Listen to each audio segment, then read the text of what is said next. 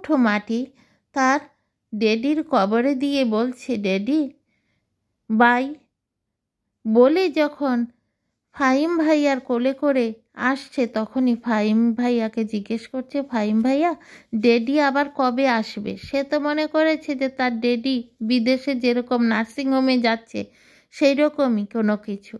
তার কি মনে বুঝতে পারে যে জন্ম আর মৃত্যু, তার সে সম্বন্ধে কি কোনো ধারণা আছে? কোনো ধারণা নেই। কি হৃদয় বিদারক একটা ঘটনা, দেখে দু চোখের জল যেমন আর রাখা যায় না। এই ছোট্ট শিশুটি যে সকাল থেকে রাত্রি 24টা ঘন্টা তার জীবনের জীবন সঙ্গী তার ড্যাডি, সেই ড্যাডিকে ছেড়ে তার জীবন সে কি করে কাটাবে, কি করে থাকবে? কত যে তার মনে দুঃখ, ফেল ফেল চোখে তাকিয়ে খালি প্রশ্ন, খালি প্রশ্ন। আমি কার কথা বলছি বন্ধুরা? আজ বন্ধুরা একটা অন্যরকম ভিডিও নিয়ে এসেছি। মনটা অনেকে দুঃখ লাগছে দেখে, তাই আর কোনো ভিডিও করার আজকে কোনো ইচ্ছা করছে না। তাই আজ এর প্রসঙ্গেই আমি আপনাদের সঙ্গে একটা ভিডিও আমি ছোট্ট করে নিয়ে এলাম। সবাই স্কিপ না করে সম্পূর্ণ ভিডিওটি দেখুন বন্ধুরা, দেখবেন অনেক দুঃখ লাগবে এবং অনেক নিজের তখন ভাবনা আসবে মনে যে আমরা এই পৃথিবীতে কেনই এলাম, আর কী বা করছি, আর কোথায় বা যাচ্ছি, কেন এসব হচ্ছে। তখনই কিন্তু আমাদের যে কোনো কাজ আমরা ভালো মন্দ করতে গেলে একটু হলেও আমরা থমকে দাঁড়াবো, তাই না বন্ধুরা? যে আজকে দেখুন এই ছোট্ট বাচ্চাটি, তার বাবা আজ এই পৃথিবীর মায়া ত্যাগ করে চলে গেছেন। চলে তো গেছেন আজ থেকে 3 মাস আগেই। আমি বলছি বন্ধুরা, বাংলাদেশের নারী উদ্যোক্তা আমাদের তন্বীর হাজবেন্ডের কথা। অনেক একজন ভালো মনের মানুষ, অনেক ধৈর্যশীল, অনেক শিক্ষিত, অনেক কি আর বলবো, ভাষায় প্রকাশ করা যায় না। কত যে সমালোচনা আলোচনার মধ্যে পড়েছিলেন তন্বীকে বিয়ে করে। আমাদের রুবায়েত ফাতেমা তন্বীকে বিয়ে করার পর কত কথা, 28 বছরের বড়, কিন্তু দেখুন বন্ধুরা আজ সমস্ত মায়া ত্যাগ করে উনি চলে গেলেন এই ইহলোক ত্যাগ করে। কিন্তু আজকে যে বাচ্চা বা ওনার ওয়াইফ, ওরাই বুঝবে যে তার কি অভাব এবং সেই অভাবটা কি করে পূরণ করবে। সেটা পূরণ করার মতো ধৈর্য মহান আল্লাহ তাআলা কাছে প্রার্থনা করি অবশ্যই তাদের যেমন দেয়। একজন স্বামী বা একজন পিতা যদি দায়িত্বশীল হয়, যদি ভালোবাসার একজন মানুষ হয়, যদি সবার সঙ্গে একটা মিলিয়ে থাকতে পারে।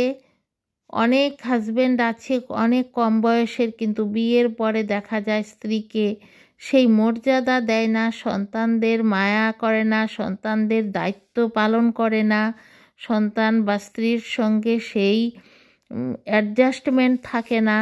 সেই সমস্ত স্বামী থেকে যদি বয়স্ক স্বামীও হয়, কিন্তু এইজের কোনো ব্যাপার হয় না। বয়স একটা সংখ্যা মাত্র মানুষের জীবনে। মানুষের মনের কোনো দিন বয়স হয় না, দায়িত্বের কোনো দিন বয়স হয় না, কর্তব্যের কোনো দিন বয়স হয় না, ভালোবাসার কোনো দিন বয়স হয় না। যতই বয়স হোক না কেন, নিজের সন্তানদের জন্য অনেক দায়িত্ববান একজন পিতা বা একজন স্বামী ছিলেন আমাদের এই শাহাদাত রহমান। এই শাহাদাত রহমান নিজের সন্তানদের নিজের হাতে রান্না করে, নিজের হাতে খাওয়াতেন, নিজের হাতে স্নান করাতেন, নিজে পড়াশোনা করাতেন, নিজে ঘুরতে নিয়ে যেতেন। নিজের সন্তানের জন্য এতটুক দায়িত্ব। অনেক পিতা আছে, সে তার সন্তান কি করছে কি না করছে তার কোনো খবরই করে না, কিন্তু দেশের মানুষ তাদের নিয়ে কোনো সমালোচনা করে না। মানুষ কেবল মানুষের খুঁতটাই খুঁজে বেড়ায়। যেহেতু তন্বীর সাথে তনির হাজব্যান্ডের 28 বছরের ব্যবধান ছিল, তাই মানুষ এটা নিয়ে হই হই রই রই করে চলছিল। কিন্তু এতে কার কিছু লাভ হয়েছে নাকি তা কিছুই বুঝতে পারছি না। আমাদের মানবকুলের এটাই একটা বড় ধর্ম, সমালোচনা করা। সমালোচনাটা তাদের একটা বড় ধর্ম, কিন্তু সবাই আজকে চিন্তা করেন, যখন সবসময় মানুষ সমালোচনা করে তখন কি কেউ এই চিন্তা করে যে আরে আমরা যে মানুষকে নিয়ে সমালোচনা করছি, কিন্তু একদিন আমাদেরও এই পৃথিবীর মায়া মমতা ত্যাগ করে যেতে হবে।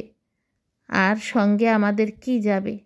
মানুষের সঙ্গে যারা ভালো ব্যবহার করবে, অবশ্যই মানুষ 10 জনের মধ্যে 5 জন মানুষও হাত তুললে দোয়া চাইবে মহান আল্লাহ তাআলার কাছে, আর এর থেকেই আমাদের জীবনের একটা অনেক বড় প্রাপ্য আমরা পেয়ে যাব, তাই না বন্ধুরা? তাই সবাই হাত তুলে মহান আল্লাহ তাআলার কাছে প্রার্থনা করুন, যেমন এই লোকটির অনেক সুখ হয় সেই পারে গিয়ে। এই পারে তো অনেকেই অশান্তি, অনেকে সমালোচনা ভোগ করেছেন। বন্ধুরা, আমি একজন নারী হিসাবে আরেকজন নারীর এই সমস্ত অশান্তি দেখলে আমার মনে খুবই দুঃখ লাগে। আজ যখন দেখলাম যে বাচ্চা শিশুটি তার ভাইয়া মানে ফাহিম হলো এই রুবেয়া তন্নির একজন অ্যাসিস্ট্যান্ট। সে বিদেশে যাক আর যেখানেই যাক, প্রথম থেকেই যখন থেকে বিজনেস স্টার্ট দিয়েছেন এই ফাহিম এই রুবেয়া তন্নির সাথে আছেন, এবং এই সাদাত রহমানও রুবাইয়া তন্নির হাজব্যান্ড এই ফাহিমকে নিজের সন্তানের মতো ভালোবাসতেন। যেখানেই নিজের ছেলে মেয়েকে নিয়ে যেতেন সেখানেই কিন্তু ফাহিমকেও নিয়ে যেতেন, এবং সন্তান ছেলে মেয়ে বলছি মানে এই তনির আগে একবার বিয়ে হয়েছিল, সেখানে একটি মেয়ে আছে, সেই মেয়ে এই তনির সাথেই থাকে, এবং ছুটি স্কুলের যখন পড়ে তখন সে তার বাবার কাছে যায়, কিন্তু থাকে এই তনির সাথে। আর এই তনির এখনকার হাজব্যান্ড নিজের কন্যার সম সে এই মেয়েকে আদর করত, এবং ছেলেকে আর মেয়েকে কোনোদিনও আলাদা দেখেনি। আর এই মেয়েও এই পিতার কাছেই, এই ড্যাডির কাছেই অনেক মানে আদর পেত, এবং সেও ড্যাডির মতোই সেও ভাবতো, ড্যাডি ডাকতো। আর সেও ভেঙে পড়েছে। তাই বন্ধুরা, এরকম ভালো মনের মানুষ কোথায় পাওয়া যাবে? পাওয়া যাবে কি? যাবে না। আর আমরা যেহেতু মানুষ, আমাদের ওটা হৃদয় আছে। এই ছোট্ট বাচ্চাটি যখন বারে বারে বলছে, তার মনে আশা তার ড্যাডি আসবে, তখন আমাদেরও দেখলে কিন্তু মনটা খুব খারাপ লাগে। তাই বন্ধুরা, সবাই আমরা তাদের জন্য দোয়া করি, এবং আমাদের তন্নিও যেমন এই দুঃখটা সহ্য করতে পারে, এটাই আমি মহান আল্লাহ তাআলার কাছে দোয়া করি। বাচ্চাগুলিও যেমন এই তাদের ড্যাডির দুঃখটা মহান আল্লাহ তাআলা সহ্য করার মতো ক্ষমতা দিন, এটাই একমাত্র দোয়া রইল। বন্ধুরা, আজকে আমি আর অন্য কোনো কিছু ভিডিও করলাম না। আজকে আমি ওদের ভিডিও সব সময় দেখি, আমার খুব ভালো লাগতো লোকটার এই সাবলীল মুখে হাসি, যতই বয়স হোক কত ভালো লাগতো, খুব স্বল্প কথা বলতো, আর আজকে সব হাসি মিলিয়ে গেল, তাই না বন্ধুরা? তাহলে আবারও আমরা সবার জন্য সবাই দোয়া করি, যেমন আমাদের প্রত্যেকের সন্তানেরা এরকম অসময়ে মা বাবাকে না হারাতে হয়, এই দুঃখ না পেতে হয়, এটাই একমাত্র মহান আল্লাহ তাআলার কাছে কামনা করে আমি ভারতের আসামের থেকে আজকের এই ভিডিওটি করছি দৈনন্দিন জীবন চ্যানেল 2 এর পক্ষ থেকে। সকল বন্ধুরা একটি লাইক দেবেন এবং সম্পূর্ণ ভিডিওটি দেখবেন, এটাই আজকে আমার ভিডিওটি।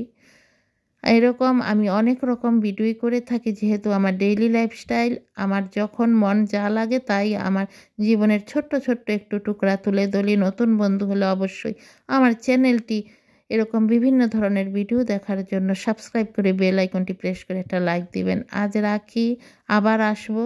আসসালামু আলাইকুম।